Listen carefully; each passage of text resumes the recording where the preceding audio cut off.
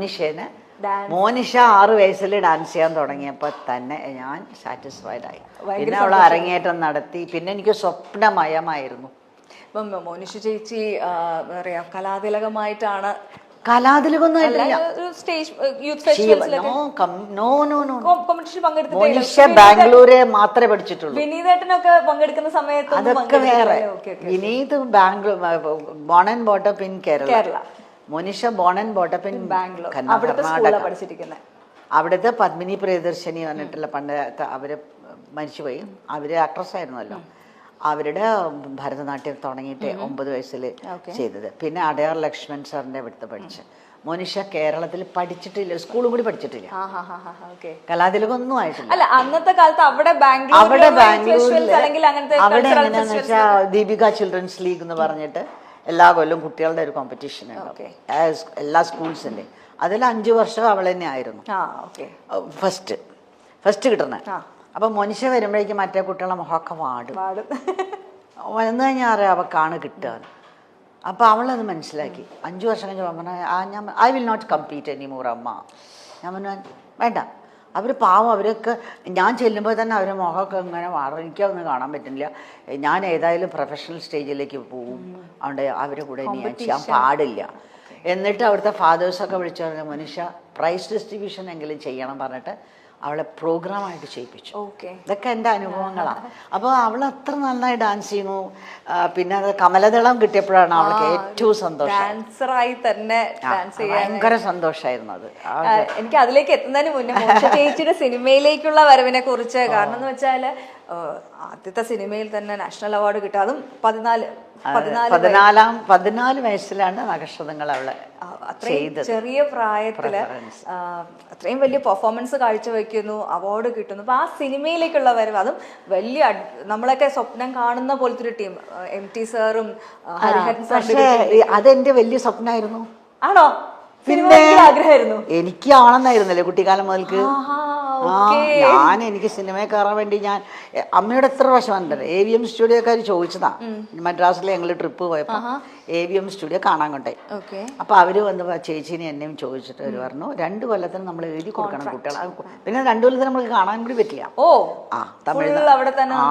അവിടെ 2 years ആണ് ഒരു ഷൂട്ട് നടക്കുന്നത് അവിടെ, ഒരു സിനിമയുടെ ബ്ലാക്ക് ആൻഡ് വൈറ്റ്. അത്രയും ടൈം എടുക്കും. അപ്പൊ ഞാനാണെങ്കിൽ ഇത് അധികം പ്രായമൊന്നുമില്ല, ഒരു 10-12 വയസ്സുള്ളൂ. അപ്പൊ ഞാൻ അമ്മയോട് പറഞ്ഞു എന്നെ ഒന്ന് വിടുമോ. കൊറേ ചോദിച്ചു, കരഞ്ഞു, ബഹളം കൂട്ടി. അമ്മ പറഞ്ഞു വിടില്ല പറഞ്ഞു. സജു അമ്മ പറഞ്ഞു എന്താ നീ പറയണേ, നിന്നെ മദ്രാസിൽ സിനിമയ്ക്ക് വിടാനോ? അത് നമ്മുടെ നാട്ടിൽ ആലോചിച്ചു. കോഴിക്കോട് ഇന്നത്തെ കാലത്ത് പോലും പ്രശ്നമല്ല. അന്ന് പിന്നെ അത്ര ബുദ്ധിമുട്ടില്ലല്ലോ. ഇന്നിപ്പോ എല്ലാവരും അറിയാം, സംസാരിക്കാനൊക്കെ അറിയില്ല. അന്ന് ചെറിയ പെമ്പിള്ളേരല്ലേ, അവർ നേരെ അങ്ങോട്ട് പുറത്തേക്ക് ഇടാൻ അവർ തയ്യാറില്ല. പ്രൊട്ടക്റ്റഡ് ലൈഫിന്റെ ഉള്ളിൽ നിന്ന് പുറത്തേക്ക് ഇടാൻ കൊള്ളൂല. അവര് വസ്ത്രം കൊള്ളില്ല. അതാണ് പണ്ടത്തെ കുട്ടികൾ. എക്സ്പോഷർ കിട്ടാണ്ടിങ്ങനെ അറിയില്ലല്ലോ, എല്ലാരും വിശ്വസിക്കും. അങ്ങനെയുള്ള ഒരു ഇന്നസെൻസ് ആണല്ലോ അന്ന് ഉണ്ടായത്. കാരണം അറിയില്ല, അപകടങ്ങളെ പറ്റി അറിയാത്തൊരു കാലം, പുറം ലോകത്തിൻ്റെതായ പ്രശ്നങ്ങളൊന്നും. അതെ. അപ്പൊ എന്നെ വിളിച്ചു എടുത്താൽ ഞാൻ അമ്മ എന്നെ ഒന്ന് പറഞ്ഞു. അപ്പൊ അമ്മ എന്നോടൊരു വാക്ക് പറഞ്ഞു. കുറേ ശല്യം സഹിക്കാനുണ്ട്. അപ്പം ഇടയ്ക്കിടയ്ക്ക് എനിക്ക് സിനിമ പോകണം, എനിക്ക് സിനിമയിൽ പോകണം. ഞാൻ പിന്നെ സിനിമയൊക്കെ കാണാൻ ഭയങ്കര ഇഷ്ടം, സിനിമ ഭ്രാന്താണ് എനിക്ക്. അപ്പോൾ അധികം കാണാൻ അപ്പോഴും ഹിന്ദി സിനിമകളാണ്.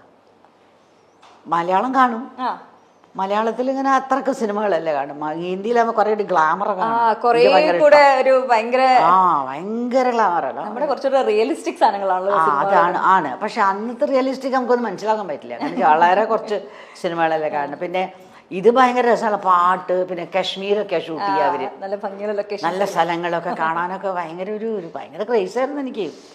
അപ്പൊ അമ്മ എൻ്റെ അടുത്തൊരു വാക്ക് പറഞ്ഞു, നീ വലിയ കുട്ടിയായിട്ട് നിന്റെ കല്യാണം കഴിഞ്ഞിട്ട് നിനക്കൊരു പെൺകുട്ടി ഉണ്ടായിട്ട് നീ സിനിമയെ പറഞ്ഞേക്കുമോ, ഞാനൊന്ന് കാണട്ടെ. അങ്ങനെ ചോദിച്ചു അമ്മ എന്നോട് വലിയൊരു. അപ്പം ഞാൻ ഒന്നും മിണ്ടിയില്ല. ഞാൻ അവിടെ സിനിമ കയറി ഞാൻ മെല്ലെ ചെന്ന് അമ്മ അങ്ങനെ സിനിമയുടെ കാര്യം അമാസേട്ടനും അങ്ങനെയുള്ള ഓരോ വരവ് ഇതിലേക്ക്. അപ്പം എൻ്റെ അമ്മ പറയണേ, അപ്പം എൻ്റെ ഹസ്ബൻഡ് കുട്ടൻ എന്നാണ് വിളിക്കുക. അപ്പം അമ്മ കുട്ടൻ എന്തെങ്കിലും തീർച്ചയാക്കിയാൽ അത് ശരിയായിരിക്കും. എനിക്കല്ല ക്രെഡിറ്റ്, അവളച്ഛനല്ലേ, അവളച്ഛനല്ലേ, അച്ഛൻ തീർച്ചയാക്കും മകളെ എങ്ങനെയാണ് വേണ്ടത്. അതുകൊണ്ട് കുട്ടൻ്റെ നിശ്ചയം എപ്പോഴും ശരിയാണ്. ക്രെഡിറ്റ് നമുക്കൊന്നും ഇല്ലല്ലേ. അതല്ല, അപ്പം ഞാൻ അങ്ങനെ ആലോചിച്ച് ഞാൻ മനസ്സിൽ പറയാൻ ധൈര്യമില്ല അമ്മേനോട്. അമ്മ പറഞ്ഞില്ല എനിക്കൊരു പെൺകുട്ടി ഉണ്ടായ അന്ന് പറഞ്ഞത് എന്ത് എനിക്ക് 14 വയസ്സുള്ള അപ്പനോട് പറഞ്ഞാ നിനക്കൊരു പെൺകുട്ടി ഉണ്ടായിട്ട് നീ സിനിമയിൽ അഭിനയിപ്പിക്കുമോ, ഞാനൊന്ന് കാണട്ടെ. അതിപ്പോഴും മനസ്സിലുണ്ടായിരുന്നു ആ സമയത്ത്. അത് എനിക്ക് ഞാൻ സിനിമ ഭ്രാന്തല്ലേ ഉള്ളിൽ, അഭിനയമല്ല എൻ്റെ ഭ്രാന്ത് മുഴുവൻ. പക്ഷേ ബാക്കി എല്ലാത്തിലും ഉണ്ടാവുള്ളൂ, ഡ്രാമയിലും ഡാൻസിലും ഒക്കെ അഭിനയം, സ്കിറ്റ് എല്ലാത്തിലും ഉണ്ടാവും കേട്ടോ, മോണോ ആക്ട് എല്ലാത്തിനും ഞാൻ ഉണ്ടാവും. അന്ന് പറയാൻ പറ്റിയില്ലെങ്കിലും കാണിച്ചു അല്ലേ, പ്രവർത്തിച്ചു കാണിച്ചു. അതൊക്കെ അമ്മയ്ക്ക് സന്തോഷം. എലക്യൂഷൻ കോമ്പറ്റീഷൻ, റെസിറ്റേഷൻ കോമ്പറ്റീഷൻ, എല്ലാം മോണോ ആക്ട് എല്ലാത്തിനും സ്റ്റേജിൻ്റെ മുകളിൽ VM ഗേൾസ് ഹൈസ്കൂളിലാണ് ഞാൻ പഠിച്ചത്. എല്ലാ കോമ്പറ്റീഷനും റെഡി, ഡാൻസ് ഡ്രാമയ്ക്ക് റെഡി, മെയിൻ ക്യാരക്ടർ ഞാൻ. ഭയങ്കര രസമായിരുന്നു ആ കാലമൊക്കെ. പെർഫോമൻസ് ചെയ്യുന്നതിനൊന്നും കുഴപ്പമില്ല, സിനിമ പോലത്തെ ഒരു അറിയാത്തൊരു ആ കാലത്ത് നമ്മളെ സിനിമയ്ക്ക് അങ്ങനെ മദ്രാസിലല്ലേ സിനിമ മുഴുവൻ. പിന്നെ ആ കാലത്ത് ആകെക്കൂടി ഞാൻ അറിയണത് ഏറ്റവും ഭ്രമമുള്ള ആളുകൾ ഈ വൈജയന്തിമാലയും പത്മിനിയും, ലളിത പത്മിനി രാഗിണി. അയ്യോ, ഞാൻ അത് കുറേ ഞാൻ എഴുതുമ്പോൾ മനുഷ്യൻ്റെ ഒരു പുസ്തകം എഴുതിയിട്ടുണ്ട്, അതിനിപ്പോൾ റിലീസ് വരാൻ പോണം. അതിൽ ഞാനിത് എഴുതിയിട്ടുണ്ട്. പത്മിനിയോടൊക്കെ ഉള്ള എൻ്റെ ക്രേസൊക്കെ, അയ്യോ എനിക്ക് ഭയങ്കര മോഹമായിരുന്നു അവരെ മാതിരി ആവാൻ.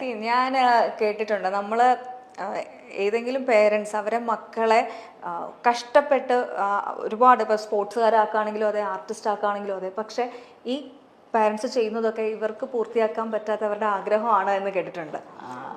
അത് കറക്റ്റ് തന്നെയാണല്ലേ ശരിക്കും പറഞ്ഞു കഴിഞ്ഞാൽ. മുൻഷി ചേച്ചിയുടെ ആഗ്രഹം മുഴുവൻ മനുഷ്യർ കൂടെ കിട്ടിയില്ലേ, എനിക്ക് എന്താ പിന്നെ വേണ്ട. അവിടെ അബദ്ധാണ് എനിക്ക്. ഞാൻ എപ്പോഴും അതാണ് എൻ്റെ എപ്പോഴും ഞാൻ വയ്ക്കുക, എൻ്റെ ആഗ്രഹങ്ങളെല്ലാം നടത്തി ഞാനത് അറിയാതെ പറഞ്ഞു പോയി.